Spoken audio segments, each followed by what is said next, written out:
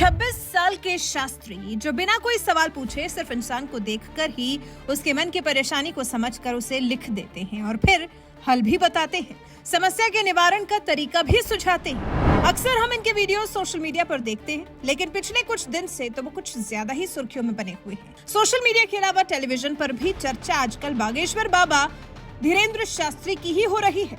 अखिल भारतीय अंधश्रद्धा निर्मूलन समिति की तरफ से धीरेन्द्र शास्त्री को चुनौती दी गई है। उन पर लगातार सवाल उठाए जा रहे हैं।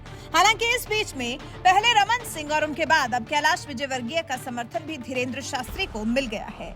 बीजेपी महासचिव कैलाश विजयवर्गीय ने धीरेन्द्र शास्त्री का समर्थन करते हुए कहा, मैं एक इंटरव्यू देख रहा था जिसमें शास्त्री कह रहे थे कि चमत्कार उनका नहीं है बल्कि उनके इष्ट देव का है। उन्हें हनुमान जी और सन्यासियों का पूरा भरोसा है। वो कुछ नहीं बल्कि एक छोटा सा साधक है। उनके इसी इंटरव्यू को देखने के बाद उन पर आरोप लगाना गलत है। सनातन धर्म में उनके जैसे कई लोग हैं। फिर कैलाश विजयवर्गीय ने यह भी कहा, लोग दरगाह पर सवाल क्यों नहीं उठाते? वहां तो लोगों को पीटा जाता है, लोग जमीन पर लौटते हैं, लेकिन उन पर कोई सवाल नहीं उठाता। वहीं जो सवाल कैलाश विजयवर्गीय ने उठाया, वही सवाल अपने ऊपर आरोप लगने के बाद धीरेन्द्र शास्त्री ने भी उठाया था। उन्होंने कहा था कि हिंदू होने की वजह से उन्हें निशाना बनाया जा रहा है। धीरेन्द्र शास्त्री ने सवाल उठाया था कि मौलवियों और पादरियों पर कभी सवाल क्यों नहीं उठाए जाते हैं। इन दिनों छत्तीसगढ़ के रायपुर में दरबार लगा रहे धीरेन्द्र शास्त्री अपने ऊपर लगे आरोपों की बात कर रो पड़े। आंखों में आंसू लिए शास्त्री ने कहा कि सिर्फ सनातनी होने की वजह से उन्हें निशाना बनाया जा रहा है। वहीं कैलाश विजयवर्गीय ने भी यही कहा। उन्होंने कहा, सनातनी होने की वजह से धीरेन्द्र शास्त्री को निशाने पर लिया गया है। वहीं रायपुर में तो धीरेन्द्र शास्त्री का दरबार लगने से पहले पूर्व सीएम रमन सिंह और पूर्व मंत्री राजेश मूणत ने भी धीरेन्द्र शास्त्री का समर्थन किया। रमन सिंह ने धीरेन्द्र शास्त्री में अपनी आस्था व्यक्त की और कहा कि ऐसा लग रहा है कि पूरा रायपुर बागेश्वर धाम बन गया है। कथा में कांग्रेस बीजेपी दोनों ही पार्टी के नेताओं की मौजूदगी दिखी। बीजेपी नेता गौरीशंकर श्रीवास्तव, कांग्रेस प्रवक्ता अमित श्रीवास्तव और बीजेपी प्रवक्ता नलिनेश ठोकने ने पंडित शास्त्री पर आरोप लगाने वालों पर निशाना साधा। मतलब धीरे धीरे कर जिस तरह से बागेश्वर बाबा धीरेन्द्र शास्त्री पर आरोपों की फेहरिस्त लंबी होती जा रही है, तो वहीं उनके समर्थन में खड़े लोगों की भी फेहरिस्त कोई छोटी नहीं है। बता दें, हाल ही में नागपुर में बागेश्वर धाम वाले पंडित धीरेन्द्र शास्त्री की रामकथा के दौरान अंधश्रद्धा मूलन के संस्थापक श्यामा मानव ने आरोप लगाया था कि वो लोगों को मूर्ख बनाने का काम कर रहे हैं। यदि वो चमत्कार दिखाते हैं तो उनको 30 लाख रुपए देंगे। इस पर रायपुर में आयोजित रामकथा के दौरान पंडित धीरेन्द्र कृष्ण शास्त्री ने चुनौती को स्वीकारने की बात कही थी और ये भी कहा था कि श्यामा मानव रायपुर आए, मैं टिकट का पूरा खर्च दूंगा। फिलहाल इस विवाद पर खूब हो हल्ला हो रहा है, लेकिन ऐसा नहीं है कि धीरेन्द्र शास्त्री इस लड़ाई में अकेले हैं, बल्कि दिग्गज नेताओं का भी उन्हें भरपूर साथ मिल रहा है। वैसे कैलाश विजयवर्गीय के पीठाधीश्वर धीरेन्द्र शास्त्री के समर्थन में खड़े होने पर आप क्या कुछ कहना चाहेंगे? कमेंट कर अपनी राय हमें जरूर बताएं। दिव्य दरबार 7-8 तारीख को हुआ। 8 तारीख के शाम को मैंने कंप्लेंट दायर की पुलिस के पास में। 9 तारीख को प्रेस कॉन्फ्रेंस ली। इस प्रेस कॉन्फ्रेंस में ये सब जानकारी दी और इसी के साथ में बाबा को आह्वान दिया। उनको कहा कि आपके जो दावे हैं, सीधे सीधे आप कहते हो कि लोगों के नाम आप बता सकते हो, उनके पिताजी का नाम बता सकते हो, उनकी उम्र बता सकते हो और उनके टेलीफोन नंबर बता सकते हो और घर की चीज़ें बता सकते हो। तो सीधा सीधा ये आह्वान उनको दिया कि हम ये आह्वान नागपुर के पत्रकारों के सामने कंडक्ट करेंगे। एक पंच कमेटी जो तटस्थ होगी उनके सामने ये कंडक्ट किया जाएगा। फॉर्ड एंड प्रूफ कंडीशंस के अंदर ये होगा ताकि कोई भी जानकारी आप तक ना पहुँचे, इस ढंग की व्यवस्था की जाएगी। और ऐन वक्त पर 10 आदमी आपके सामने हाजिर किए जाएंगे। उनके नाम, उनके पिताजी के नाम, उनकी उम्र और फ़ोन नंबर आप बताइए। और बाजू के ही रूम में जहाँ ये कंडक्ट किया जाएगा पत्रकार भवन में, उसके बाजू के ही रूम में हम 10 चीज़ें रखेंगे जिसका बाकायदा वीडियो रिकॉर्डिंग होगा और वो भी आप अपनी दिव्य शक्ति से जानिए और बताइए।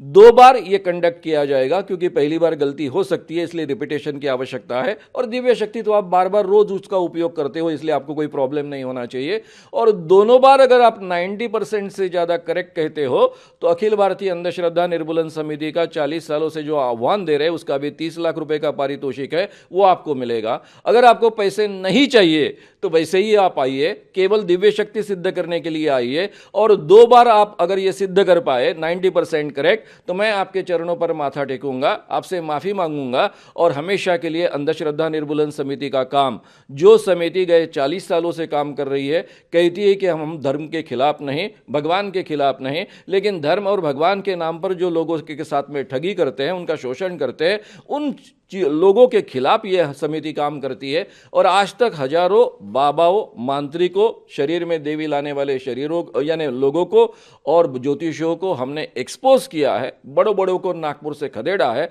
इसीलिए नागपुर को पोलखोल शहर कहा जाता है। ये समिति हम बंद कर देंगे, माफ़ी भी मांगूंगा और समिति भी बंद करूंगा, ये जाहिर तरीके से कहा है। इसलिए अपने आप को वो शेर कहते हैं, उन्होंने आना चाहिए, नागपुर में आना चाहिए। हमारा कोई बंद कमरे का दरबार नहीं है, उनको सामना करना चाहिए। हमारा मुंह फट अपने कैमरे पर कोई भी चैलेंज कर सकता है। लाखों लोग आते हैं, लाखों लोग हमारे सामने दरबार बागेश्वर बालाजी के दरबार में बैठते हैं। वो आएँ, जो हमें प्रेरणा लगेगी वो हम लिखेंगे और जो कलमबद्ध करेंगे वो सत्य निकलेगा। हमें अपने इष्ट पर इतना भरोसा है, उनको आना चाहिए। 8 तारीख को पहले बाकी जो वीडियोस उपलब्ध है उसके आधार पर और 10 तारीख को नागपुर में जो उनके दरबार भरे और प्रेत दरबार भरे उनके वीडियोस के आधार पर ये शिकायतें की है। तो नागपुर पुलिस ने सीधे सीधे इसके लिए उनको बुक करना चाहिए, एफआईआर दाखिल करना चाहिए और आगे की कार्रवाई करनी चाहिए। छवि हमारी खराब की है। हमारे बागेश्वर धाम के पागल लगे हुए हैं। नागपुर में ही हमारा बागेश्वर धाम से समंडल लगा हुआ है और जो आए दिन उनका मुंह तोड़ जवाब दे रहा है और भारत का प्रत्येक सनातनी व्यक्ति भी अब जवाब दे रहा है और उन सबको बाइकआउट किया जाएगा जो सनातन धर्म के खिलाफ बोलेगा। उन्हें दरबार में आना चाहिए, किराया खर्चा हमसे ले लें, हम गीला करके भेजेंगे उन्हें वापस। रामकथा के विरोध में तो हमारा कोई कहना नहीं, हमको अधिकार भी नहीं है कहने का, ना कानून के तहत कोई अधिकार है। तो इसलिए जब तक नागपुर में दिव्य दरबार नहीं भरेगा तब तक ये एक्शन कैसे होगी।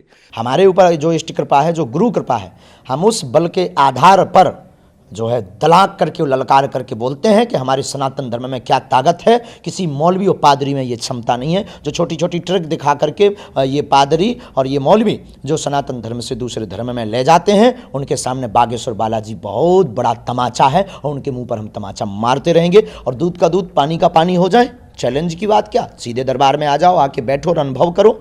लाखों लोग आते हैं, उनसे पूछो, उनसे अनुभव करो। वो बुद्धू थोड़ी है, हम किसी को बुलाते नहीं हैं, हम किसी कोई दावा नहीं करते हैं। हमें जो इष्ट कृपा होगी हम वो लिखेंगे, जो हमारे गुरु की कृपा होगी हम वो लिखेंगे, जो हमारे हनुमान जी प्रेरणा देंगे हम वो लिखेंगे और जो भी लिखेगा हमें इष्ट पर भरोसा है वो सच और सत्य निकलेगा। अगर ये अंधविश्वास है अपने ईश्वर की, अपने आराध्य देव की और सनातन धर्म का प्रचार करना अगर अंधविश्वास है तो प्रत्येक भारत का सनातनी जेल जाना चाहिए, वरना ये मुंह चलाना बंद कर देना, वरना ठटरी मारेंगे। चमत्कार का प्रयोग प्रदर्शित कर अगर कोई आर्थिक प्राप्ति करता है तो सीधे सीधे कानूनन अपराध है। और महाराज जी दावा करते हैं कि वो अपने भक्तों का नाम अपने आप जानते हैं, उनके पिताजी का नाम जानते हैं, साथ में केवल इतना ही नहीं तो उसके साथ में उनकी उम्र वो बता सकते हैं और उनके मोबाइल नंबर बता सकते हैं। भक्तों के घर में कौन सी चीज़ कहाँ रखी है ये भी वो बता सकते हैं। ये दिव्य शक्ति है, इसको इंट्यूशन कहा जा सकता है, टेलीपैथी कहा जा सकता है और कहीं भी जाकर देखने की क्षमता, इसको क्लेरोवैंस कहते हैं। दुनिया में आज तक ये सिद्ध नहीं हुई। तो ये चमत्कार है, ये चमत्कार वो कर बताने का दावा करते हैं। उनके वीडियोज़ में सब जगह उपलब्ध है और प्रचार प्रसार कानून अपराध है। तो इसके आधार पर उनको सीधे सीधे ये कानून की धारा लागू होती है। ये कानून की धारा जो होती है वो 3(2) ऐसा कहा जाता है, 3 नंबर का 2 सेकंड पार्ट इसको कहा जाता है। साथ में यानी धीरेन्द्र महाराज जी दावा करते हैं, उनके भक्तों के सामने कहते हैं कि तुमको जादू टोना किया, टोटका किया, किसी ने किया, रानी नाम के व्यक्ति ने किया। इस कानून के तहत किसी ने अगर जादू टोना किया, टोटका किया, भूत लगाया ऐसा कहा तो वो कानूनन अपराध है। इसलिए 6वां भी शेड्यूल में का हिस्सा ये लागू होता है।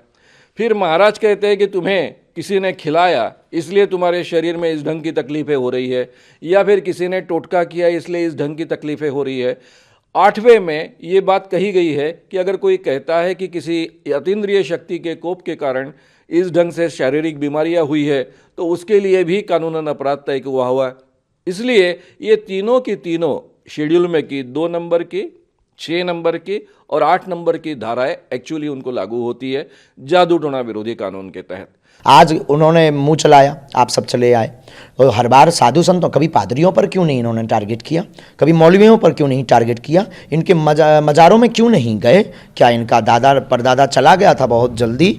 उनके घर पे भी कभी जा कर के देखो, नानी याद आ जाएगी। यह भारत देश इतना विचित्र देश है, यहाँ पर सनातनी हिंदू, सनातनी संत और सनातनी भक्तों पर टारगेट उठाना, उंगली उठाना बहुत सरल है, पर दूसरे धर्म के बारे में वो लोग जो है चीपटा नहीं करते, क्योंकि उन्हें पता है भारत में रहना मुश्किल हो जाएगा। इसलिए हम हिंदुओं को जगाने की बात करते हैं। बहुत बड़ी मिशनरियाँ पीछे लगी हैं जिनके करोड़ों रुपए खर्च हुए हैं, धर्म बदलवाने में, उन्होंने ही हमारे ऊपर यह टारगेट किया है। वामपंथी हैं और हम यही कहेंगे दूध का दूध और पानी का पानी हो जाए, आ जाओ हमारे दरबार में।